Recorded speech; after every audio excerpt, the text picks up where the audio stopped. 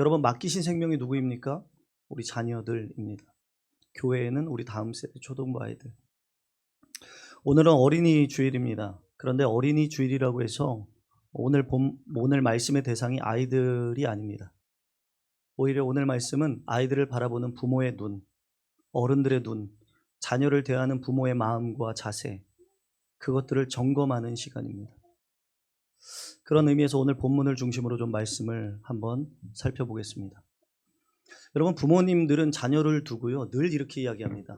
내 자녀, 내가 낳았지, 내가 가르쳤지, 내가 키웠지, 내가 이 아이는 끝까지 책임져야지. 항상 언제나 자녀를 이야기할 때 거기에 주어는 나입니다. 나, 부모. 특히 대한민국의 부모님들은 열심히 특심인지라 자녀 사랑이 유별나죠. 그러다 보니까 자녀를 아주 특별히 사랑합니다. 근데 더 나아가 사랑을 넘어 애증 관계까지 가는 경우가 있죠. 놓지를 못하는 거예요. 놔야 되는데. 그러다 보니까 대한민국 부모님들의 마음에는 더더욱 내가 키웠다는 마음이 자리 잡고 있습니다. 물론 틀린 말은 아니죠. 부모가 배 아파 나왔고 입히고 가르치고 밤잠 설쳐가며 아이들을 키웠죠. 자녀 때문에 울고 웃었습니다. 뭐 틀린 말은 아니에요. 그러나 성경은 오늘 본문 말씀에 믿음의 사람들에게, 믿음의 자녀들에게, 믿음의 부모들에게 자녀를 바라보는 다른 관점에 대해서 말씀하고 있습니다. 어떤 관점인가? 3절 상반절 이렇게 말합니다. 보라, 자식들은 여호와의 기업이요. 여러분, 이 말씀을 잊지 않길 바랍니다. 오늘 부모들에게 이렇게 묻고 있는 겁니다. 그 아이가 정말 네 것이냐? 그 아이가 내 뜻대로, 그 아이를 네 뜻대로 만들 권리가 너에게 정말 있다고 생각하느냐? 그 아이의 꿈을 통해 혹시 부모인 너의 꿈을 이루려고 하는 것은 아니냐? 그렇게 묻고 있는 거죠. 사랑하는 성도 여러분, 오늘 어린이 주일에 믿음의 자녀들인, 믿음의 부모들인 우리가 먼저 회복해야 될 자녀들을 바라보는 관점이 있습니다. 그것은 첫째, 자녀는 내 소유가 아니라 하나님의 기업이라는 사실을 잊지 마십시오. 내 것이 아니라 하나님의 것입니다. 하나님의 기업이라는 거예요. 여기서 본문을 시작할 때 이렇게 시작합니다. 보라. 성경에서 보라는 말은요, 그냥 스쳐 지나가듯 이렇게 마주 보라는 이야기가 아니에요. 정신 차리고 보라는 겁니다. 고개를 돌려보라는 겁니다. 어디로부터? 세상의 관점으로부터, 세상의 가치관으로부터, 네가 갖고 있는 스스로의 시선으로부터 돌려서 하나님의 시선으로 자녀들을 보라는 거예요. 네 생각을 멈추고 하나님의 시선으로 다시 보라는 거예요. 누구를? 자녀를. 우리는 자녀를 매일 보니까 익숙해요. 매일 보다 보니까 매일 밥 먹이고 옷 입히고 잔소리하고 학교 보내고 걱정하고 전화통화하니까 어느새 익숙함 속에서 자녀가 하나님의 선물이라는 것, 기업이라는 사실을 우리는 잊고 살아갑니다. 다 내가 했다고 착각하죠. 그런데 하나님은 오늘 말씀하는 거예요. 보라, 고개를 돌려 보라. 자식들은 여호와의 기업이다. 여기서 기업이라는 히브리어 단어를 보니까 나할랄이라는 단어예요. 이 나할랄이라는 것은 재산이라는 의미가 있는데 어떤 재산이냐? 하나님이 주권적으로 맡기신 재산, 맡기신 재산이라는 거예요. 하나님께 속한 것인데 잠시 맡기신 재산. 한마디로 뭐예요? 하나님 거라는 거예요. 이 단어가 나할랄이라는 단어가 어디 쓰이냐면 이스라엘 백성들이 가나안 땅을 받았을 때 같은 단어가 써요. 생각해 보세요. 가나안 땅은 누가 주셨습니까? 하나님이 주셨죠. 하나님이 맡기신 거죠. 이스라엘 자기 힘으로 이스라엘의 가나안 정복 전쟁을 치르고 그 땅을 차지한 것이 아닙니다. 하나님께서 정복 전쟁을 치르게 하시고 약속하신 땅을 주신 거죠. 맡기신 거예요. 그런 것처럼 하나님의 자녀들 또한 우리 자녀들 또한 우리에게 맡겨진 존재라는 거예요. 여러분, 자녀는 부모가 만들어낸 작품이 아닙니다. 부모의 자존심을 세워주는 도구는 더더욱 아닙니다. 부모의 체면 세워주는 것은 더더욱 아니에요. 부모의 못다 이룬 꿈을 대신 이루어주는 도구로 쓰임받을 것도 아니라는 거예요. 자녀는 하나님께서 맡기신, 우리에게 맡기신 하나의 생명인 줄로 믿습니다. 여기서부터 부모의 태도가 달라져야 되죠. 내 것이라고 생각하면 내 마음대로 하려고 합니다. 내 뜻대로 내 아이를 키우려고 합니다. 그러나 하나님의 것이라고 믿으면 우리는 그저 사랑과 믿음과 두려움과 섬김으로 우리 아이들을 뒷바라지할 뿐인 거예요. 내 것이라고 생각하면 성적이 먼저 보이죠. 내 것이라고 생각하면 취업이 보입니다. 이 아이들이 잘 먹고 잘 사는 게 보입니다. 왜? 그 안에는 부모의 어떤 마음이 있습니까? 남에게 체면, 비교, 내세울 것.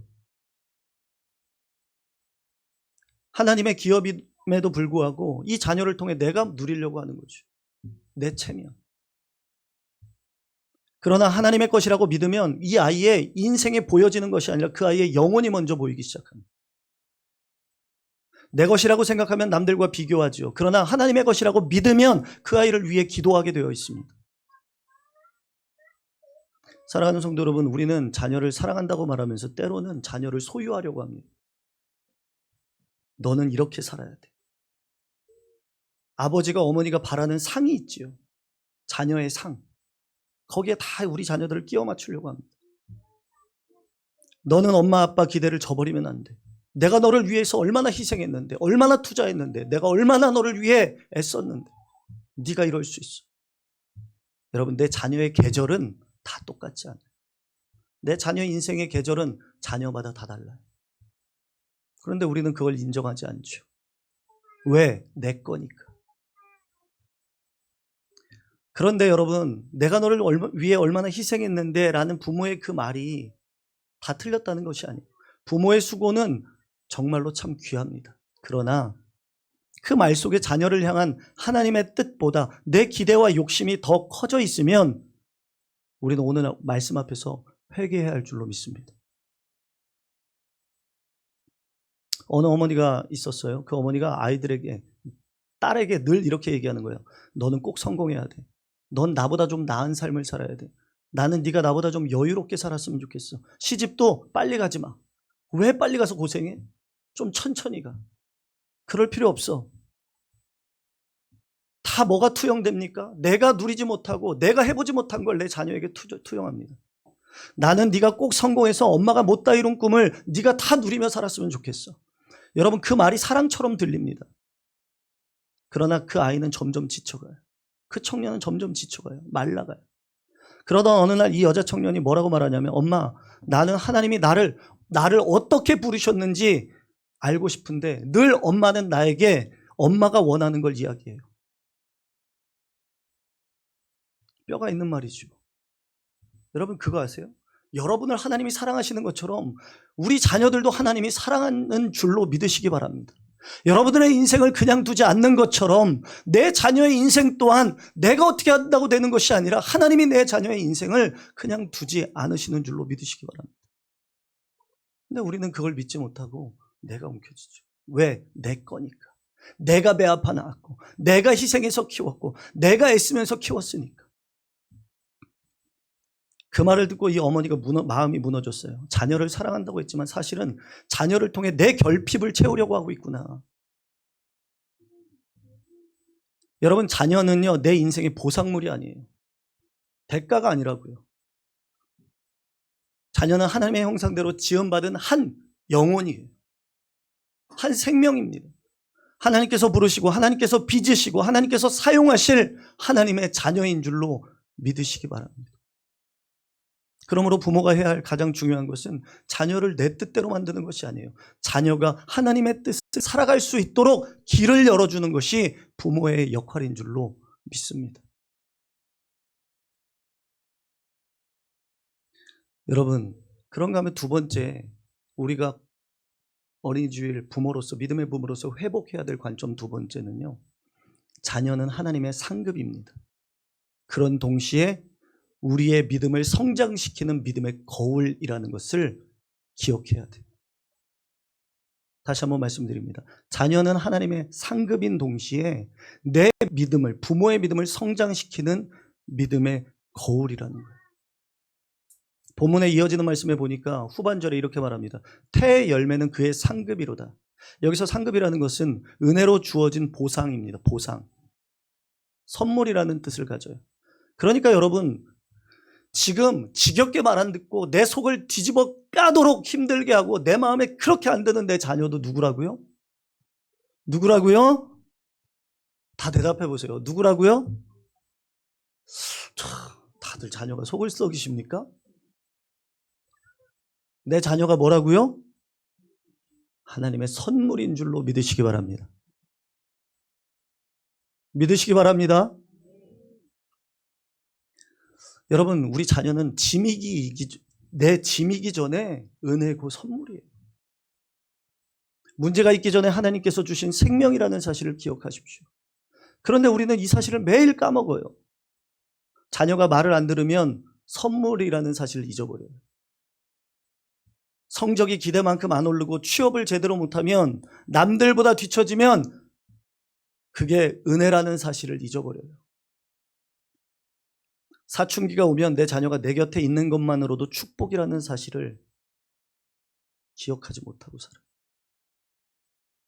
얼마 전에 친한 동기 목사가요, 청빙받아서 4년 동안 목회를 하다가 목회지에서 사임을 하고 다시 부교육자로 갔어요. 생각을 해보세요. 교회를 아시는 성도님들은 그 마음이 어떨지. 청빙 가서 목회 잘하다가 담임으로 목회하다가 어려움이 있어서 부교육자로 간다는 건 쉬운 게 아니에요. 근데 자녀가 넷이에요. 목회자들은 자녀도 더럽게 많이 나요. 그렇죠? 넷이 넷. 아들 하나 딸 셋. 근데 아무튼 그런 과정 가운데 3개월을 피가 마르는 고생을 했어요. 근데 중요한 건 이 부부가 셋째 딸의 마음을 놓친 거예요. 어느 날 이 친구가 정말 친한 친구인데 울먹이면서 전화가 왔어요. 큰일 났다. 이거 어떻게 하면 좋냐? 왜 그러냐? 예쁜 셋째 딸의 팔에 자해 자국이 너무 많은 거예요. 가위랑 칼로 여기를 그은 자국이 너무 많은 거예요. 이 가정에 어려움이 너무 많이 닥쳐가지고 자녀를 돌볼 시간이 없었던 거예요. 근데 이 셋째 딸이 특히 자존심이 세고 또 할 말을 하는 성격이에요. 그런데 이제 담임 목사 사택에 살다가 괜찮은 데 살다가 부교육자 사택으로 왔으니 얼마나 허름한 데로 왔겠어요. 거기다가 이제 재개발 지역에 사택을 줘가지고 되게 어려운. 그래서 셋째 딸이 침대에 이렇게 누워 있는데 셋째 딸한테 그랬다는 거예요. 야, 누구야? 집이 좁지? 어때? 그냥 괜찮아? 그랬더니 이 아이가 있는 그대로 말합니다. 이렇게 말했대요. 예전에도 그지 같았는데 지금 더 그지 같아요. 예전 사택도 그지 같았는데 식구가 많으니까 좁으니까 그지 같았는데 여기 와서 더 그지 같아졌다는 거예요. 그러니까 얘가 적응을 못하고 이제 힘겨워하는 거예요. 마음이 무너져서 놀라서 연락이 왔어요. 그래서 이야기를 했죠. 상담도 얼른 받아보고 뭐 해라. 그 딸이 곁에 살아있기에 하나하나 지금 회복 중에 있어요. 여러분, 내 자녀가요, 아무리 속을 썩여도 살아있음의 선물인 줄로 믿으시기 바랍니다. 뭘 그렇게 자녀들한테 바라십니까? 뭐 어떤 부귀영화를 누리겠다고 우리가. 성심학교에 온유를 데리러 가끔 제가 픽업을 가요. 가면 거기에 이제 만나는 아버지가 하나 계셔요. 근데 그 아버지의 아이는 휠체어를 타요. 걷지를 못해요. 근데 저희 온유는 매일 뛰잖아요. 때로는 우리 온유가 좀 가만히 앉아있으면 좋겠다라는 생각이 들 때도 있어요. 근데 어느 날 그 아빠랑 대화할 기회가 있는데 그 아이가 그러는 거예요. 온유를 보면서. 온유가 참 씩씩하게 잘 걷고 잘 뛴다고. 그러면서 저는 저희 아이가 걷기만 하는 게 소원. 저는 우리 아이가 그냥 서 있기만 해도 소원이 없을 것 같아요. 우리 아이는 언제 걸을지 몰라요. 그런데 이어지는 말씀이 제 곁에 있어서 이 아이가 곁에 있어서 얼마나 감사한지 몰라요. 나중에 보니까 3일교회 성도님이시더라고요. 여러분, 우리는 내 마음대로 되지 않으면 이걸 우리 아이들을 짐이라고 여겨요. 은혜가 아니라고 여겨요. 애물단지라고 여겨요. 여러분 그거 아세요? 자녀 입장에서 부모도 애물단지일 수 있어요. 왜 자녀의 입장은 생각 안 하십니까?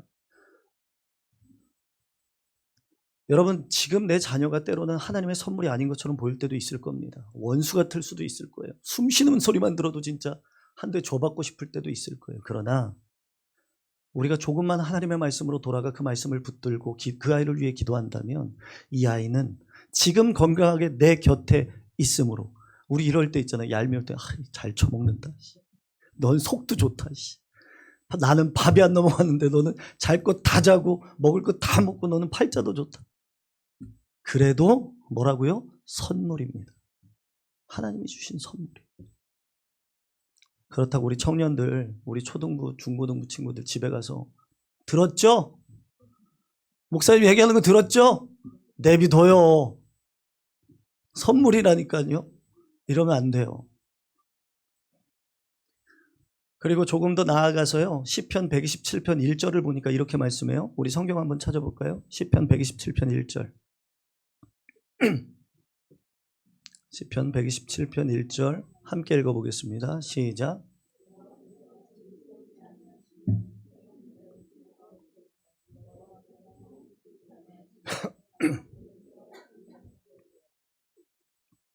뭐라고 말씀합니까?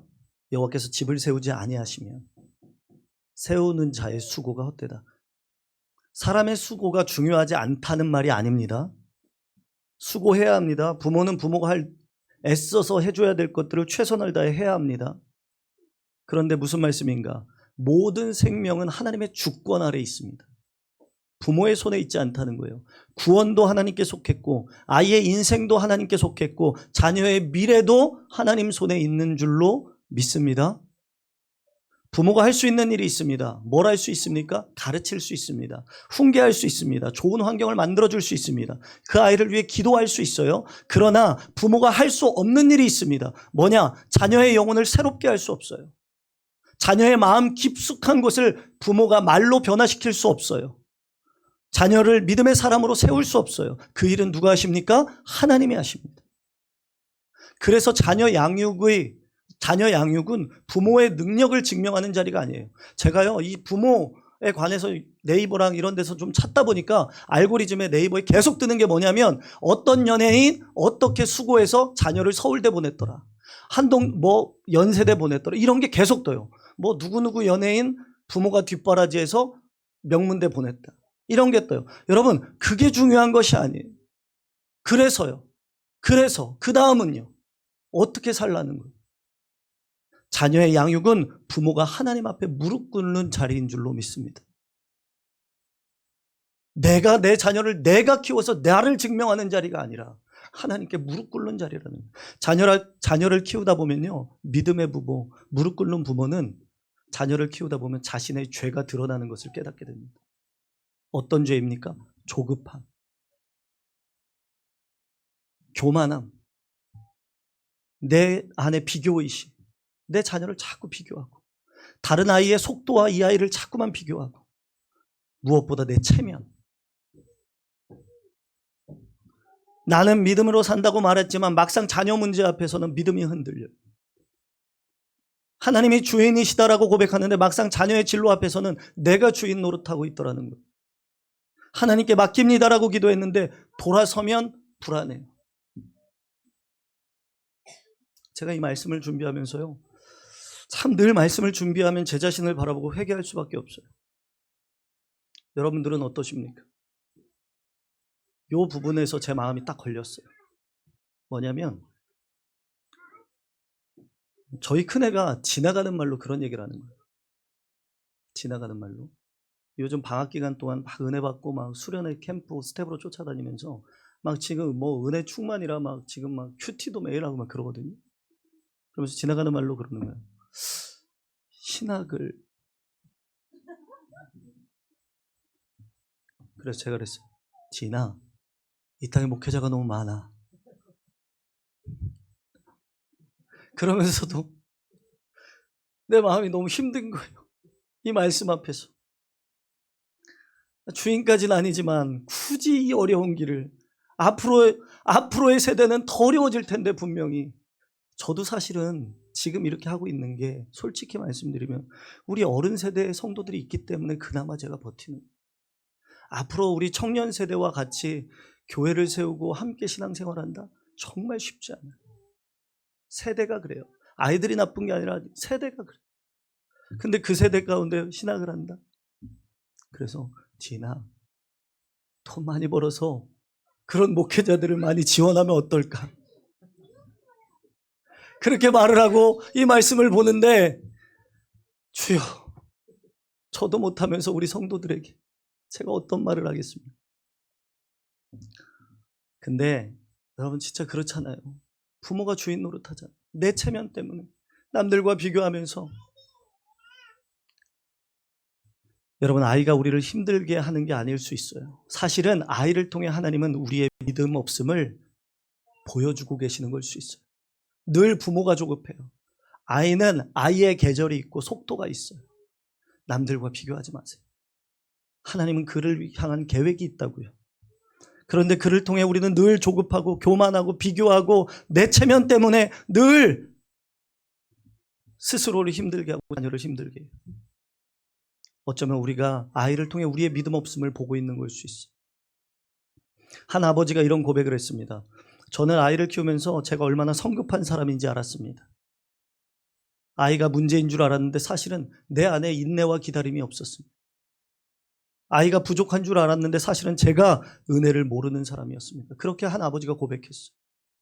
얼마나 정직한 고백입니까? 자녀는 부모의 믿음을 드러내는 거울이라고 그랬습니다. 자녀 앞에서 우리의 신앙이 드러나는 겁니다. 저와 여러분들의 신앙이 드러나는 거예요. 자녀가 자랄 때 하나님께 감사하는 것은 누구나 할 수 있어요. 그러나 자녀가 내 기대와 다른 길을 갈 때에도 하나님을 내가 신뢰할 수 있는가? 그때 우리의 믿음이 드러나게 돼요. 그리고 그 믿음을 내 자녀가 보게 되는 거예요. 여러분, 통계학자들이 이야기하기를 중학생 1학년만 되면 우리 부모가 어떤 믿음으로 선택과 판단과 말을 하는지 다 판단한대. 다 지켜본대요. 정말로 내 아버지가 말로 믿음을 이야기하면서 예배를 이야기하면서 정말 그렇게 믿음대로 살고 있는가? 그거를 중학교 1학년만 되면 다 판단한다는 거예요. 나쁜 거 내가 다 하면서 내 자녀에게 믿음 지켜라, 하지 마라, 쉽지 않은 거예요. 자녀가 다 보고 있다는 거죠. 이 부모, 믿음의 부모 얼마나 정직합니까? 자녀 앞에서 우리의 신앙이 드러납니다. 자녀가 자랄 때 하나님께 감사하는 거 다 할 수 있다니까요. 그러나 인정하는 것은 쉽지 않아요. 하지만 여러분, 너무 늦었다고 생각하지 마세요. 이미 많이 놓쳤다고 낙심할 필요 없습니다. 자녀 앞에서 완벽한 부모가 되려고 하지 마세요. 완벽한 부모가 아니라 하나님 앞에 회개할 줄 아는 부모이면 됩니다. 자녀에게 미안하다고 말할 줄 아는 부모이면 됩니다. 자녀를 붙들고 통제하려기보다 하나님께 맡길 줄 아는 부모, 그런 부모면 되는 거예요. 그래서 부모는 자녀에게 이렇게 말할 수 있어야 돼요. 기도하는 부모, 이 아이를 통해 내 신앙을 점검하는 부모는 이렇게 말할 수 있습니다. 얘야, 엄마가 널 너무 내 뜻대로만 바라봤구나. 내가 이해하지 못했구나. 너도 분명 생각이 있고 계획이 있고 뜻이 있을 텐데 아빠가 네 마음보다 너무 네 성정만 가지고 이야기했구나. 이제는 너를 위해 기도할게. 하나님이 너를 어떻게 쓰시고 너의 인생을 인도하실지 묵묵히 기도하고 지지할게. 이런 고백이 우리 가정 안에 넘쳐날 때 그 가정은 회복되고 살아날 줄로 믿습니다. 여러분, 생각해 보세요. 자녀들의 인생 정말 부모가 책임질 수 있습니까? 여러분, 매일 쫓아다니면서 이 아이가 어떻게 살아가야 될지 여러분 계속 지도해 줄 수 있고 지켜줄 수 있습니까? 없어요. 그렇게 보일 뿐이지 착각일 뿐이에요. 절대 아이의 인생을 육신의 부모는 책임질 수 없어요. 우리 아이들의 인생을 책임지시는 이는 오직 하나님뿐이신 줄로 믿습니다. 우리가 내게 허락하신 자녀가 선물이라는 것을 믿고 사랑과 믿음으로 키우면 하나님이 책임지십니다. 제가 아는 청년이요, 40대 초반인 청년이 하나가 있어요. 이 청년은 우울증과 공황장애로 오랜 사회활동을 제대로 하지 못했어요. 아마 이런 질환을 겪지 못한 분들은 왜 그럴까, 나이가 먹도록 왜 그렇게 살까 하겠지만 이런 질병 가운데 있는 친구들은 스스로 마음이 잘 되지 않아요. 그런데 안타깝게도 그의 인생은 항상 문제가 따라다녔어요. 그리고 그 친구의 삶은 항상 아픔이 있었어요. 힘겨운 인생이었죠. 그래서 방에서 나오질 못했어요. 여러분, 상상을 해보세요. 그걸 지켜보는 부모는 어떨까요? 피눈물이 나는 거예요. 남들은 벌써 가정을 꾸리고 직장 생활하면서 자기 밥벌이 하면서 하고 싶은 거 하면서 하는데 내 자식이 40대 초반이 되도록 방에서 나오지 못하고 깨어나오지 못하고 그렇게 살 때 부모 마음은 찢어지다 못해 문드러지는 거예요. 얼마나 힘들었겠습니까? 이 권사님을 제가 알지만 늘 때로는 속상해서 자녀에게 악다구니를 쓰면서 이야기하다가도 뒤돌아서서 너무 괴로운 거예요. 자녀에게 그렇게 하는 것이.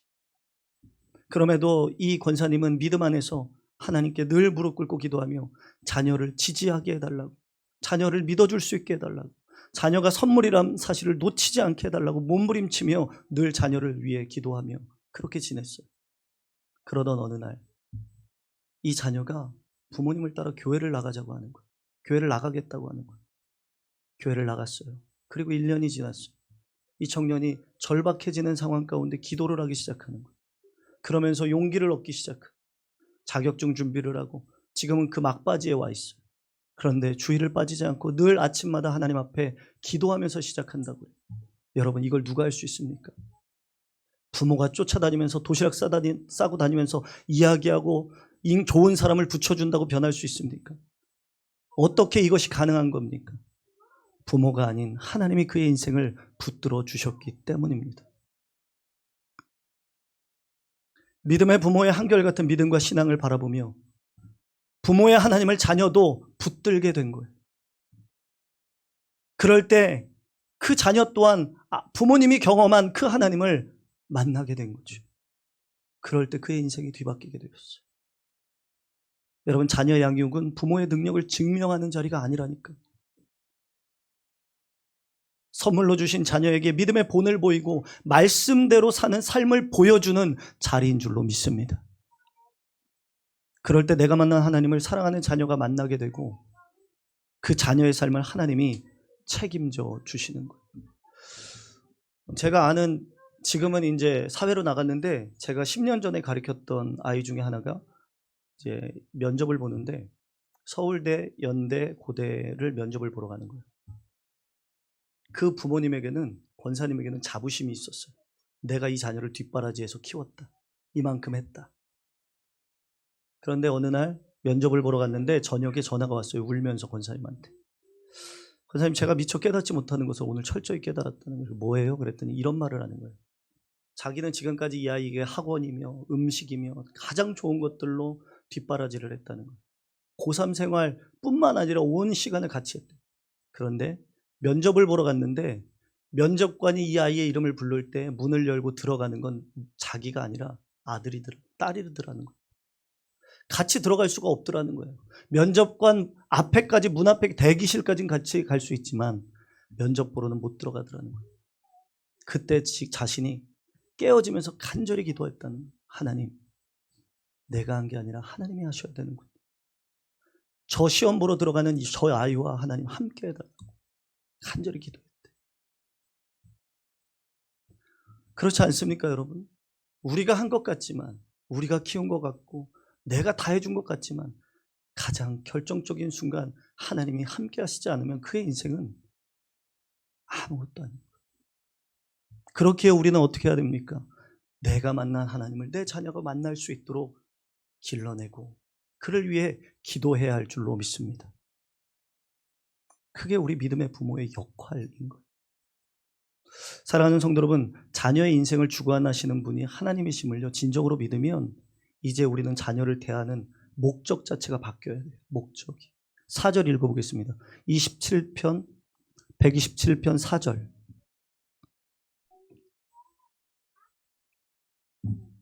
우리가 하나님 손에 맡긴다고 한다면 이 아이를 키우는 목적, 대하는 목적이 바뀌어야 돼요. 4절 읽겠습니다. 시작.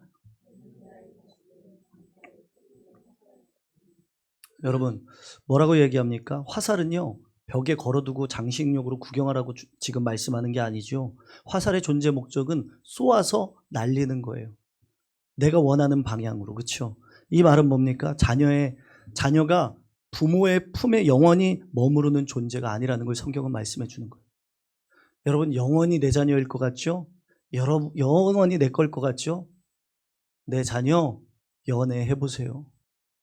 뼈저리게 느끼게 되실 거예요. 다 그래요. 이런 얘기하면 얼마나 딸 같은 아들이고 아들 같은 딸이고 얼마나 사랑스럽고 나랑 얼마나. 연애해보고요, 결혼할 여자 생겨보면 나와요. 정말로 내 품에 있는 자녀가 아니라는 게. 부모님의 품은 자녀가 안주할 최종 목적지가 절대 아닙니다. 부모는 자녀의 길을 막아서는 벽이 되어서는 안 돼요. 자녀가 세상을 향해 힘차게 날아갈 수 있도록 팽팽한 활시위가 되어줘야 돼요. 그렇다면 우리는 그 활을 팽팽하게 당겨서 어디로 날려보내야 될까? 어디로? 여러분, 지금 세상은요, 미디어와 학교, 우리 아이들이 자라나는 깊숙한 곳으로 아이들에게 거짓 복음이 침투하고 있습니다. 무엇인가? 성적이 너의 가치야. 취업이 너의 가치를 증명하는 거야. 돈이 너를 안전하게 해. 물질이면 다 돼. 남들 밟고서라도 1등이면 돼. 성공해야 된다. 여러분, 이것은 생명의 복음이 아니라 철저한 양육 강식의 논리죠. 세상이 말하는 가짜 복음이에요. 안타깝게도 이 세상의 가짜 복음이 교회 안에도 깊숙이 들어왔죠. 이렇게 말씀을 듣고 예배를 듣고 차를 타고 가면서도 우리 대화의 주제가 뭐냐면 성적과 돈과 인생의 성공을 이야기합니다. 늘 믿는 자들도 좋은 환경을 주려고 애쓰지만 정작 가장 중요한 방향성을 잃어버리고 있다는 거죠. 좋은 학원보다 하나님을 경외하는 방향으로, 좋은 대학보다 하나님 앞에 정직하게 예배하는 방향으로 우리는 그 아이들의 방향을 바꿔주어야 되는 거예요. 그렇다고 해서 우리 아이들이 세상과 완전히 격리된 온실 속 화초처럼 키우자는 것이 아닙니다. 하나님이 원하시는 참된 거룩은 세상의 분리가 아니라 세상 속에서의 구별이라는 거예요. 세상 한복판에서 살아가지만 세상 사람들과는, 세상의 친구들과는 전혀 다른 목적과 가치관을 가지고 다른 방향으로 빛을 발하며 달려나아갈 수 있는 존재로 키워내는 것, 그것이 우리 믿음의 부모들의 교육 방식이 되어야 할 줄로 믿습니다. 아이들은 어른들의 말을 듣고 자라지 않습니다. 어른들의 삶을 보고 자랍니다. 부모가 언제 예배를 생명처럼 여기고 말씀에 순종하며 선택의 순간마다 하나님을 기준으로 삼고 있는지 아이들은 다 보고 있고 비로소 그 뒷모습을 보며 하나님을 경외합니다. 예배하고 갔는데 언제나 입에 다른 사람 이야기가 오르내리고, 언제나 우리의 입술 가운데 돈이면, 물질이면, 성공이면, 내 자녀가 좋은 직장에 취업하면 이라는 말이 하나님의 말씀보다 더 오르내린다면 그 화살의 방향은 세상일 수밖에 없습니다. 여러분, 어떤 학자가 이런 이야기를 하더라고요. 다음 세대의 위기라고 이야기합니다. 지금 한국교회의 아이들이 점점 사라지고 있대요. 다음 세대의 위기라고 해요. 그런데 어떤 학자는 이렇게 평가합니다. 다음 세대의 아이들의 위기가 아니라 기성세대의 무너진 믿음과 세속화된 언어의 문제다. 아이들은 부모를 보고 자라고 교회의 어른들을 보고 자라나는데 어른들의 언어와 어른들의 믿음의 본과 선택과 결정이 그렇지 못하기 때문에 다음 세대가 무너지고 있다는 거예요. 사랑하는 성도 여러분, 어린이 주일은 단순히 아이들에게 선물을 주고 축하하는 날로 끝나서는 안 됩니다. 우리 어른들이 먼저 헛된 수고와 욕심을 내려놓고 내게 맡겨주신 선물과도 같은 이 생명을 위해 눈물로 하나님 앞에 무릎 꿇고 회개하는 날이 되어야 될 줄로 믿습니다. 우리 자녀들이 내 소유가 아닌 하나님의 기업을 인정하십시오. 그들을 험한 세상 속에서도 흔들리지 않는 거룩한 화살로 쏘아 올릴 수 있는 저와 여러분들이 되길 간절히 축원합니다. 바라기는 오늘 말씀을 정리하며 이렇게 기도했으면 좋겠어요. 한 주간 여러분들이, 하나님, 이 아이 이제 내 거 아닙니다. 제 거 아닙니다. 하나님, 제가 너무 제 뜻대로 이 아이들을 붙들고 있었습니다. 하나님, 이제 이 아이를 주님께 내어드립니다. 주님이 이 아이를 세워주시고 불러주시고 인도하여 주시고 눈동자와 같이 지키시고 보호하여 주시옵소서. 그렇게 기도하시길 간절히 축복합니다. 사랑하는 주단교회 부모님들, 자녀들 때문에 지금 울고 계신 분 계십니까? 자녀의 미래 때문에 너무 두렵습니까? 내가 잘못 키운 것 같아 후회되십니까? 그럴 때 미리 걱정하지 말고 하나님 손에 맡기십시오. 하나님께 기도하십시오. 하나님 앞에 서십시오. 그러면 하나님이 놀랍도록 그의 인생을 책임지시고 이끌어 가시고 함께 하실 줄로 믿습니다.